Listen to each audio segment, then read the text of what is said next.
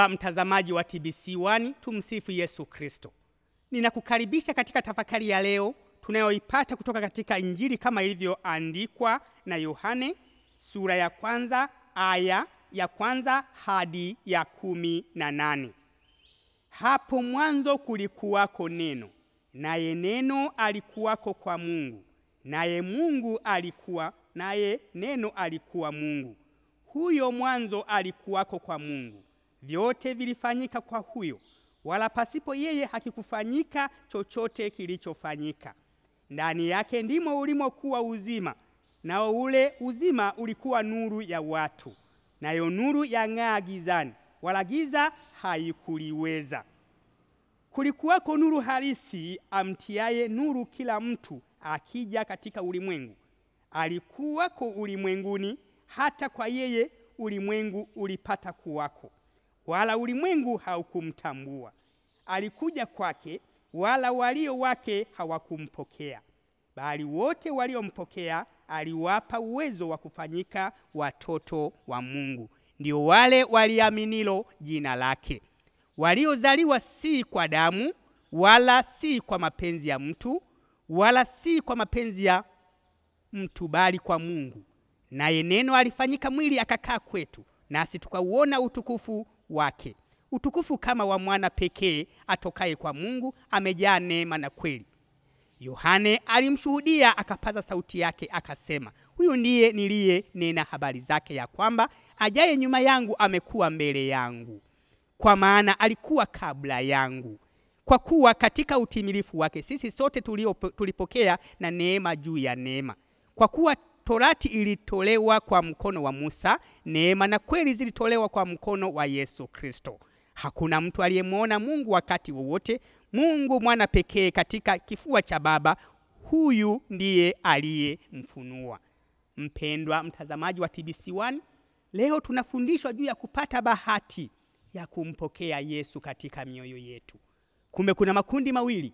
Kundi la wale waliokataa kumpokea, wakaukosa uzima, wakakaa katika giza kwa sababu hawakuliamini jina lake huyu. Kundi la wengine ni wale waliompokea, hawa wakapata uzima, wakafanyika kuwa watoto wa Mungu, ndio wanaoliamini jina lake Yesu Kristo. Basi walioelewa hivyo waliamua kumpokea Kristo, wakapata uzima, wakawafundisha wengine kumpokea Kristo kwa njia ya maisha yao. Kumbe huyu Yesu Kristo ndiye anayeleta neema na kweli. Neema hizi zilikuwa kwao wote hawa waliompokea.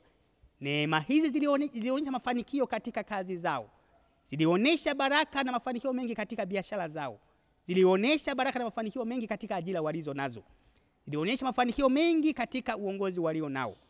Mimi na wewe tunatakiwa sasa kuwafundisha watu namna ya kumpokea Kristo kwa kuliamini jina lake. Tukiliamini jina lake, mimi na wewe tutapata nafasi ya kuwa walimu wanaowafundisha wengine kupata uzima wa milele. Hawa ndio watakaoendelea kuwa wana wa Mungu, wanaoishi wakiongozwa na Yesu, kwa sababu wanaliamini jina lake. Kumbe wapo wanaotakiwa, wanaopenda kumpokea huyu Yesu awe na uzima, lakini hawana walimu wa kuwafundisha. Mimi na wewe tuwakumbuke wale tunaoishi nao. Una wanafamilia wenzako, hawa wanahitaji kumpokea Yesu, watoke gizani, waongozwe na yeye ambaye ni mwanga. Hivyo wataondokana na maovu, wataondokana na ugomvi, wataishi maisha ya amani. Kumbe hawa wanahitaji wampokee Yesu, wapate uzima na wawe na amani. Wataondokana na hali ya uvivu, wataendelea kufanya kazi kwa bidii pale walipo. Watakuwa na uaminifu zaidi wa kuwaongoza wengine, wayatekeleze majukumu waliopewa na jamii. Kumbe hao watajifunza wengi namna ya kutawaliwa na Kristo katika maisha yao yote, katika biashara zao zote. Kumbe kwa namna hiyo familia zao hao zitakuwa zinaongozwa na Kristo. Hivyo wataishi katika uzima wa kuishi kwa amani na wenzao. Amani hii itaendelea kuwafikia wengine pia wanaowafikishia imani hii kwa kumpokea Kristo kwa njia ya maisha yao. Kumbe maisha yetu au maisha yangu yawafundishe watu namna ya kuchagua uzima kwa kumpokea Kristo, watoke gizani wawe katika mwanga wa kuishi katika ukweli unaowafundisha kuishi kwa upendo wa kweli na wenzao, kuwajibika inavyotakiwa, kumtanguliza Mungu katika majukumu walionayo. Kwa maisha hayo kila mmoja wetu atapata nafasi ya kubahatika kupokea neema na baraka za mafanikio maishani. Familia itapata neema na baraka za kuendelea kuelewana. Wafanyakazi wenzako, wafanyabiashara wenzako watapata neema na baraka za maelewano.